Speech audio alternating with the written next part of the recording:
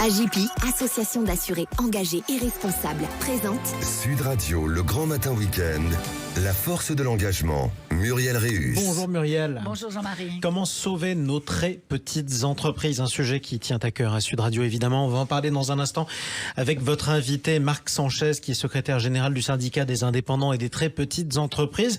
C'est un sujet aussi qui vous tient à cœur, Muriel. En France, les très petites entreprises, les TPE, celles avec moins de 10 salariés, sont le pilier de notre économie. Elles sont au nombre de 4,4 millions et elles contribuent à 25% à la valeur ajoutée du pays. Elles rassemblent 6,4 millions d'actifs, soit un tiers des actifs du secteur privé. Alors ces entreprises, vous les connaissez toutes, elles sont omniprésentes dans notre quotidien. Ce sont en particulier nos boulangers, nos épiciers, nos menuisiers, nos garagistes, nos plombiers, nos coiffeurs, nos libraires, nos pharmaciens. Le commerce de proximité est un acteur essentiel de notre économie locale et il est confronté chaque jour à des défis importants, grandissants et parfois même insurmontables. Une récente enquête du syndicat des indépendants révèle une profonde inquiétude parmi ces professionnels. 80% des commerçants et des petits patrons interrogés affichent un état d'esprit alarmant. 47% d'entre eux gagnent moins que le SMIC en dépit d'une moyenne de 48 heures de travail par semaine. Je suis sûre que certains vont se reconnaître. Certains perçoivent même moins de 500 € par mois, un revenu insuffisant pour valider 4 trimestres de retraite annuelle. Les sacrifices personnels sont une réalité pour 40% des personnes sondées. Le constat est amer. Alors, à qui la faute? À une inflation galopante? Aux répercussions du Covid-19, aux effets de la guerre en Ukraine, à l'augmentation des coûts des matières premières et des tarifs fournisseurs, à l'escalade des tarifs énergétiques, au remboursement des prêts garantis par l'État, ces fameux PGE. Pour tous, dont l'objectif est de conserver à tout prix leur outil de travail, la réalité des difficultés se reflète dans l'évolution des défaillances et des cessations d'activité au plus haut depuis 2018. Des défaillances qui touchent particulièrement le commerce alimentaire, la restauration, avec une sinistralité inédite pour les épiceries, parfumeries, coiffeurs et instituts de beauté. Près de 140 000 très petites entreprises demandent du soutien et la majorité d'entre elles, établies depuis 6 à 16 ans, ne sont pas, comme on pourrait le penser, des structures maintenues en ville par les aides Covid, mais des acteurs économiques vitaux pour notre tissu local. Pour assurer leur maintien, 2 domaines clés nécessitent une attention particulière. L'échelonnement des prêts garantis par l'État pour récupérer un souffle nécessaire, des mesures spécifiques sur l'énergie pour diminuer des charges énergivores. Le gouvernement a la capacité de fournir ces filets de sécurité. Reste à savoir s'il en a la volonté. Ouais, un tableau bien inquiétant dont on parle avec votre invité qu'on accueille avec plaisir sur Sud Radio, Marc Sanchez. Bonjour à vous. Bonjour. Vous êtes secrétaire général du syndicat des indépendants et des très petites entreprises. Vous êtes l'invité de Muriel Réus. Bonjour Marc. Bonjour. Alors ce syndicat, il existe depuis 30 ans.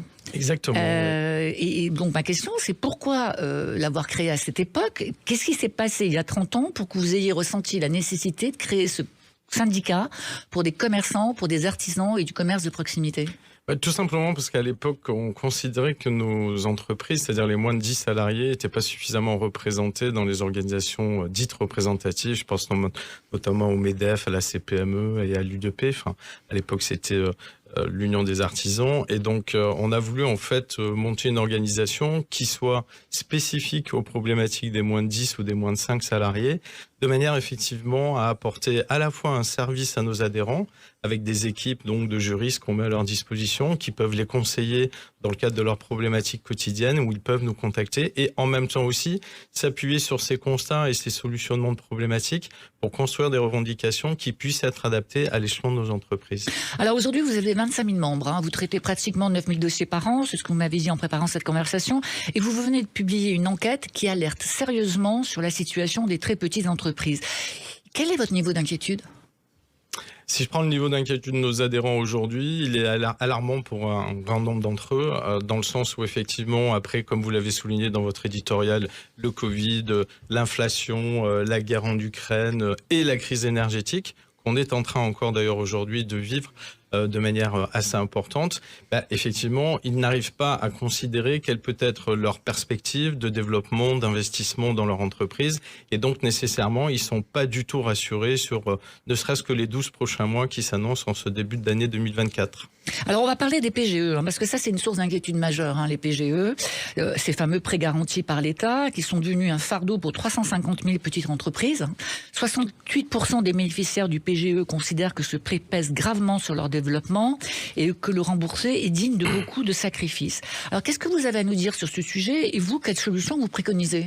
Alors, tout bêtement, aujourd'hui, ce qu'on souhaite, c'est qu'on puisse étaler le PGE de manière beaucoup plus importante dans des dispositifs qui soient appropriés au TPE.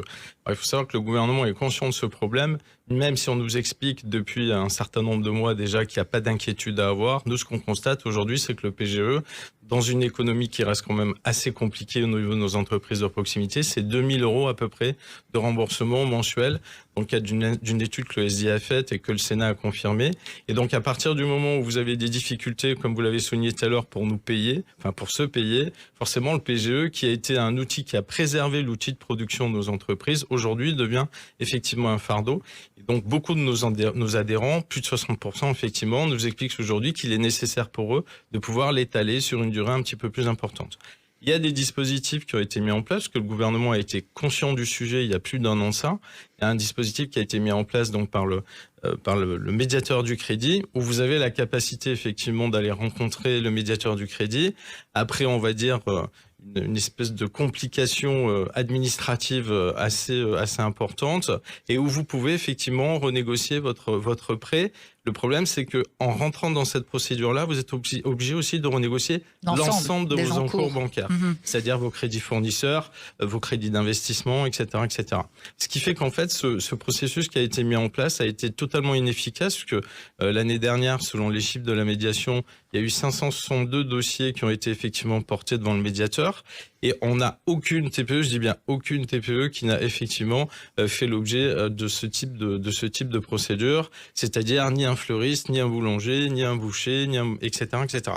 Donc de ce point de vue-là, effectivement, il y a des constats qui sont partagés aujourd'hui. Il y a un dispositif qui a été mis en place, mais on a l'impression en fait qu'on ne veut pas qu'il soit accessible à nos entreprises et à nos TPE. Donc, parce qu'en fait, il y a quand même, il faut le préciser, près de 550 000 entreprises de moins de 10 salariés qui ont contracté un PGE, c'est beaucoup. Oui, le PGE aujourd'hui, sur les entreprises de moins de 10 salariés, c'est effectivement 550 000 entreprises. Aujourd'hui, il y en a 350 000 qui continuent à le rembourser. Et sur ces 550 000, il y en a à peu près 68% qui estiment que ça risque d'être un problème de développement, voire de survie de leur entreprise. Donc on est vraiment dans une vraie inquiétude. Tout ça parce qu'on est dans un contexte économique qui est compliqué aussi. Vous l'évoquiez tout à l'heure. Et donc forcément, par rapport à ça, il y a une nécessité en fait d'avoir un cadrage d'étalement de ce prêt, qui, je le rappelle, n'est pas, on va dire, une contribution du contribuable à nos entreprises, c'est bien un prêt, donc c'est de l'argent qui est remboursé, qui a permis de préserver l'outil, mais c'est pas un crédit d'investissement. Il a permis de sauver l'outil, il a permis de payer des loyers, de payer des charges aussi, nécessairement, de payer des salaires, mais il n'a pas permis à l'entreprise de se développer. Donc ce qu'on souhaite, c'est qu'il soit effectivement à la demande de l'entrepreneur, étalé sur 1 ou 2 ou 3 années, de manière à réduire la charge sur les trésoreries de nos entreprises et faire en sorte effectivement au final qu'on puisse essayer de passer ce cap difficile. Alors on voit bien le PGE, les remboursements tels qu'ils sont prévus aujourd'hui, en tout cas les aides, la façon dont l'État considère que l'on pourrait allonger les remboursements des TPE ne fonctionne pas, 562 demandes aujourd'hui. Donc j'imagine que vous discutez avec le gouvernement. Est-ce que vous avez l'impression d'être écouté et entendu dans cet encours global de PGE qui est combien pour le gouvernement? 160 milliards, c'est ça à peu près l'encours global? 140, 160? L'encours, c'est à peu près 140 milliards d'euros aujourd'hui sur le PGE de manière globale, et il reste à peu près une quarantaine de milliards qui sont dus par les TPE. Alors, vous êtes entendu par le gouvernement sur vos demandes spécifiques? Oui, c'est le mot entendu. On n'est pas écouté, mais on est entendu, effectivement. Oui, alors il y a des prises de conscience, puisque Bruno Le Maire a relevé les accords de place, donc qui permettent aux médiateurs justement de rentrer dans le process que j'ai décrit précédemment. Sauf qu'on est toujours dans un système d'accessibilité qui est très compliqué pour les TPE. C'est-à-dire que moi aujourd'hui, si je suis chef d'entreprise, j'ai négocié un PGE pour être dans le concret à 1%. Si aujourd'hui je dois renégocier l'ensemble de mes crédits à non pas 1%, mais à 4,5%, je n'ai aucun intérêt à rentrer dans ce process. Absolument. Donc, ce qu'on souhaite, effectivement, c'est qu'on puisse sectoriser dans ce processus le PGE uniquement. Sinon, en fait, on est dans une situation où vous rentrez dans une pré-procédure collective, ce qui n'a absolument aucun intérêt. Alors, on est en pleine période de solde, et vous disposez, là, vous venez juste de le recevoir, d'un bilan à mi-parcours. 45% des commerçants estiment que les soldes n'ont plus d'intérêt. Pourquoi ? Pour plusieurs raisons. L'essentiellement, c'est qu'on a aujourd'hui des promotions permanentes depuis un certain nombre d'années qui font effectivement qu'aujourd'hui, le consommateur ne voit plus un intérêt particulier à bénéficier des soldes en elles-mêmes. Alors, je parle notamment des Black Friday qui durent non pas un vendredi, mais souvent 4, 5 ou 6. Des ventes promotionnelles qui se situent juste après les fêtes de Noël notamment, donc qui font effectivement nécessairement au niveau de la grande distribution qui a un impact qui est moins important au niveau de la TPE et au niveau du commerce. Et donc, ces éléments-là font aujourd'hui que le consommateur ne fréquente moins les boutiques et donc n'a pas intérêt finalement à bénéficier des promotions. C'est une question de date aussi ? Alors oui, justement, la deuxième problématique que nous remontent nos adhérents, c'est qu'effectivement, les dates sont trop tôt dans la saison. C'est-à-dire qu'aujourd'hui, en fait, on vend des vêtements d'hiver soldés au début de l'hiver, alors qu'on devrait les vendre en fin de période, justement, non seulement pour avoir des rabais qui soient plus intéressants, mais pour permettre aussi à nos entreprises de gagner et de continuer à gagner de leur marge. Parce que c'est intéressant de faire du chiffre d'affaires, mais si vous faites pas de marge, vous pouvez pas vous payer, donc ça reste compliqué. Et ça explique souvent d'ailleurs les niveaux de rémunération qui ont été annoncés tout à l'heure. Alors, le gouvernement a annoncé l'augmentation des tarifs réglementés de l'énergie qui vont démarrer à partir du 1er février. Le bouclier tarifaire, la fin de ce bouclier tarifaire est prévue en février 2025. Comment cette annonce a-t-elle été perçue par vos adhérents ? Quel est l'impact que vous imaginez ? Alors, ils en ont été informés assez récemment parce qu'ils commencent à recevoir leurs factures. Il faut savoir que ce dispositif, notamment le rétablissement de la taxe intérieure de consommation finale, donc la fameuse TICFE sur l'électricité, va relever de manière générale à peu près les facturations. Si vous prenez quelqu'un qui est au tarif réglementé, ça va être de l'ordre de 2 200 € par an. Et si vous prenez une entreprise style un boulanger qui est hors tarif réglementé, on va être à plus de 5 000 € par an. Quand vous avez déjà eu des augmentations de plus de 45% l'année dernière, je peux vous dire que les premières réactions qu'on a de nos adhérents sont quasiment celles en termes de niveau des agriculteurs aujourd'hui, c'est-à-dire qu'ils se disent aujourd'hui ça peut pas durer, ça peut pas continuer, d'autant que beaucoup ont été mieux-disants, c'est-à-dire qu'ils ont moins consommé l'année dernière, donc ils ont fait des économies. En fait, ils ont appliqué ce qu'on leur a dit de faire. Et deuxièmement, c'est que quand on regarde le prix du kilowatt aujourd'hui sur le marché, il a baissé. Donc on est face à une augmentation effectivement fiscale, une taxe qui vient essayer de rééquilibrer le budget de l'État, mais qui est supportée par les par les particuliers, mais aussi par les entreprises. Et justement, la problématique des agriculteurs et des indépendants est liée aussi à ça.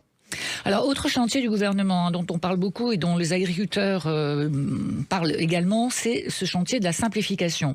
On sait que le travail hebdomadaire d'un dirigeant sur ces sujets est près de 8 heures par semaine. C'est beaucoup, ça impacte considérablement leur temps de travail. Vous en pensez quoi, vous, de cette simplification ? Alors, comme vous le soulignez tout à l'heure, on se dit il y a plus de 30 ans d'existence. Donc, à chaque législature, on a eu notre choc de simplification. Donc là, on va dire qu'on en a un nouveau. On espère effectivement, parce que les constats sont les bons. Vous dites effectivement 8 heures par semaine pour un indépendant comme pour un agriculteur d'ailleurs, c'est 3% du chiffre d'affaires annuel quand même. Donc ça reste quand même des sommes relativement importantes et qui permettent pas à l'entreprise de se développer. Donc c'est un vrai sujet. Le problème c'est qu'on ne souhaite pas non plus que ça soit encore un sujet qui ne débouchera pas sur des prises de mesures qui soient efficaces et qui se ressentent dans les trésoreries des entreprises. C'est ça qui est important. Et aujourd'hui, on va dire qu'on reste optimiste mais circonspect. Alors, il y a Altares, qui est un institut de sondage et d'études économiques, qui a publié récemment des études et qui compare la situation actuelle à celle des crises de 1992-93. C'est pas rien, ça, quand même. Est-ce que ça veut dire que le niveau des défaillances, des dépôts de bilan est considérable ? Est-ce que ça, c'est aussi quelque chose que, au sein du syndicat, vous inquiète, que vous en parlez avec l'ensemble de vos adhérents ? On fait plus qu'en parler. On essaie même de les aider souvent, d'ailleurs, parce que vous avez l'aspect immergé de l'iceberg, qui sont effectivement les 57 000 défaillances d'entreprises, c'est-à-dire cessation d'activité, dépôt de bilan, liquidation judiciaire. Mais vous avez, et ça c'est un chiffre qui a été annoncé par les greffes des tribunaux de commerce cette semaine, vous avez plus de 160 000 entreprises qui ont fait des cessations volontaires. C'est-à-dire des entreprises qui n'étaient pas dans une situation financière dite compliquée, qui pouvaient, mais qui ont décidé effectivement, parce que l'état d'esprit et l'esprit était pas bon, parce que les perspectives étaient pas bonnes, parce que la rémunération était pas bonne, d'arrêter volontairement l'activité. Qui ont renoncé. Exactement. Et c'est la première fois, c'est la deuxième année en fait où ce chiffre il est supérieur aux cessations volontaires classiques, c'est-à-dire les personnes qui partent à la retraite, qui partent en formation, etc., etc. On est passé de 45% en 2018 sur ce chiffre de cessation volontaire à 56% aujourd'hui. Et effectivement, quand on est dans ce constat, on est très, quelque part, un petit peu interpellé par la réaction du gouvernement qui nous explique qu'il n'y a pas de situation problématique, qu'on met au même niveau qu'il y a 2 ans, il y a 10 ans, il y a 15 ans, etc., etc. Et dans ce sens, effectivement, l'étude d'Altares permet bien de constater ce que nous mettons en avant depuis déjà un certain nombre de mois, voire d'années, qu'on est face à une situation qui est compliquée et que si on veut pas que ça s'aggrave, il est nécessaire de prendre des bonnes décisions. Donc on espère que ça va arriver. Alors Marc, on va arriver à la fin de cette conversation. Que diriez-vous à l'ensemble des petits commerçants, des artisans qui nous écoutent pour leur remonter un peu le moral quand même? Je dirais que, à l'instar de ce que peuvent faire les agriculteurs aujourd'hui, il est important de considérer qu'on n'est pas isolé dans son commerce, dans sa boutique, dans son entreprise, que l'union fait la force, et c'est la devise du SDI d'ailleurs, et que en tenant compte de ces éléments, à partir du moment où on arrive à mettre ensemble des moyens, on a la possibilité d'être écouté et entendu. C'est ce qui se passe aujourd'hui d'ailleurs à votre micro, et ça permet effectivement de faire passer des messages et faire passer des propositions qui viennent du terrain et qui sont adaptées à la réalité de nos entreprises. Et c'est la seule mission effectivement que nous avons, et on espère effectivement qu'elle va pouvoir prospérer. Merci Marc. En tout cas, on vous le souhaite. Merci beaucoup. Je rappelle, Marc Sanchez, que vous êtes secrétaire général du syndicat des indépendants et des très petites entreprises. Merci à vous, Muriel Réus. On vous retrouve dimanche prochain. À dimanche, Jean-Marie. Sud Radio, le grand matin week-end, la force de l'engagement, Muriel Réus. Avec AJP, association d'assurés engagés et responsables.